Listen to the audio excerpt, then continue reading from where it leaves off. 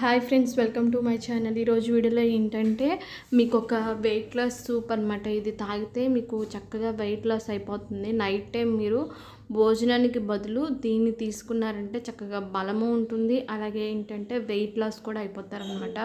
Minimum monthly ఒక 10 kgs వరకు అయితే కనుక వెయిట్ లాస్ అయిపోవచ్చు ఈజీగా, మనం ఎటువంటి కష్టం లేకుండా. కాబట్టి వీడియోని స్కిప్ చేయకుండా చివరి వరకు చూడండి. చూసి వీడియో నచ్చితే లైక్ చేయండి, షేర్ చేయండి, కామెంట్ చేయండి. సూప్ ఎలా తయారు చేసుకోవాలో చూద్దాం. ముందుగా ఒక గిన్నె పెట్టుకొని దాంట్లోకి ఆయిల్ వేసేసుకొని, ఆయిల్ బదులు కావాలంటే నెయ్యి కూడా వేసుకోవచ్చు. నెయ్యి వేసిన తర్వాత కొంచెం ఫ్రై అవ్వాలన్నమాట. అయిన తర్వాత చిన్నగా కట్ చేసుకున్న అల్లం ముక్కలు అలాగే వెల్లుల్లి ముక్కలు రెండింటిని కూడా వేసుకొని లైట్గా ఫ్రై అయిన తర్వాత ఏం చేస్తారంటే పచ్చిమిర్చిని ఈ విధంగా చిన్నగా కట్ చేసుకొని ఇవి కూడా వేసేసుకొని ఇప్పుడు ఈ మూడింటిని కూడా దోరగా వేయించుకోవాలి. మీరు కావాలనుకుంటే ఇప్పుడు క్యారెట్ ముక్కలు లేదనుకుంటే క్యాప్సికమ్ ముక్కలు ఇవి వేసుకోవచ్చు అనమాట, మీ దగ్గర ఉంటే కనుక. నేనైతే వేయట్లేదు. టమాటాలు వేసుకోవచ్చు, లేదనుకుంటే స్కిప్ చేసేయచ్చు అనమాట, మీ ఇష్టం. కాబట్టి చిన్నగా కట్ చేసుకున్న టమాటా ముక్కలను కూడా యాడ్ చేసేసుకోండి. ఒకవేళ మీకు పచ్చి ఇష్టమైతే కనుక టమాటాలు తర్వాత అయినా వేసుకోవచ్చు, పచ్చిగా డైరెక్ట్గా తినేసే ముందు. ఒకవేళ అలా ఇష్టం లేదు అనుకుంటే ఇలా వేసుకోవచ్చు అనమాట. క్యారెట్ ఇవి కూడా వేసుకోవచ్చు, మీ దగ్గర కూరగాయలు ఉంటే కనుక చిన్నగా కట్ చేసుకొని వేసుకుంటే సరిపోతుంది. చూసారు కదా, ఈ విధంగా మనం లైట్గా ఫ్రై చేసుకోవాలన్నమాట. చూసారు కదా, ఇలా లైట్గా ఫ్రై అయిన తర్వాత మినిమం ఒక 4-5 minutes అయినా సరే మనం స్టవ్ని సిమ్లో పెట్టుకొని బాగా వేడి చేసుకున్న తర్వాత ఇప్పుడు నేనైతే 3 కప్పుల వరకు వాటర్ పోస్తున్నాను.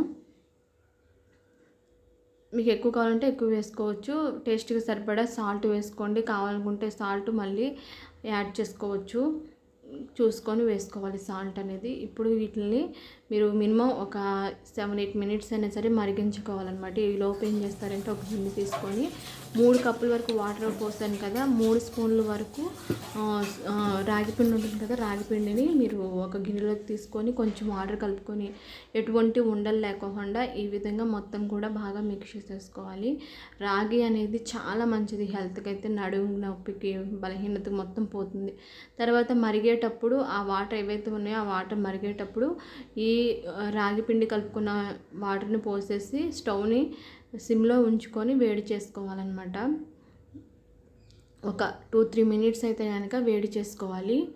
2-3 minutes వేడైన తర్వాత ఏం చేస్తారంటే మిరియాలు ఉంటాయి కదా, మిరియాలని లైట్గా దంచి మిరియాల పొడిని ఒక 1/2 teaspoon వరకు వేసుకోండి. మీకు ఘాటుకు తగ్గట్టుగా వేసుకుంటే బాగుంటుంది అనమాట. మిరియాల పొడి వేసిన తర్వాత ఒక 2-3 minutes మాత్రమే స్టవ్లో ఆన్ పెట్టుకొని ఉంచండి, స్టవ్ ఆన్ చేసి ఉంచండి. ఒక 2-3 minutes కట్టేస్తున్నాం స్టవ్ అనుకున్నప్పుడు మాత్రమే మీరు మిరియాల పొడిని అయితే కనుక వేసుకోవాలన్నమాట. అప్పుడే మనకి రుచి అనేది చాలా బాగుంటుంది. చూసారు కదా, ఈ విధంగా మనం చేసుకోవాలన్నమాట. చక్కగా రాగి పిండి కూడా మనకి మెత్తగా అయిపోతుంది, మంచిగా అయిపోద్ది అనమాట.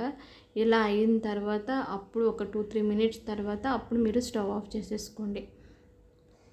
చూస్తారు కదా, చాలా టేస్టీగా ఉంటుంది, కడుపు కూడా చక్కగా నిండిపోతుంది అనమాట. బలహీనత అలాంటిది ఏమి ఉండదు. భోజనం తినట్లేదు దానివల్ల మనకి నీరసం అలాంటిది ఏమి ఉండదు అనమాట.